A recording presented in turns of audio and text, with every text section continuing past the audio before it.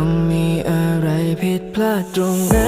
ไม่เข้าใจเลยสักครั้งไอ้ที่เขาทำฉันนั้นก็ทำแต่ทำและไม่เคยสมหวังหรืออาจเป็นเพราะพื้นดวงหรือเปล่าหรือเป็นที่ราศีของดวงดาวเลยทำให้ฉันต้องเหงาอย่างนี้อยู่ใช่ไหม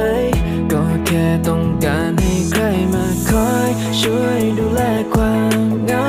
หรือเป็นเพราะเราเกิดมาในเดือนประจำคนโสดอยู่ใช่ไหมหรือเป็นเพราะเลือดกรุ๊ปบีหรือเปล่า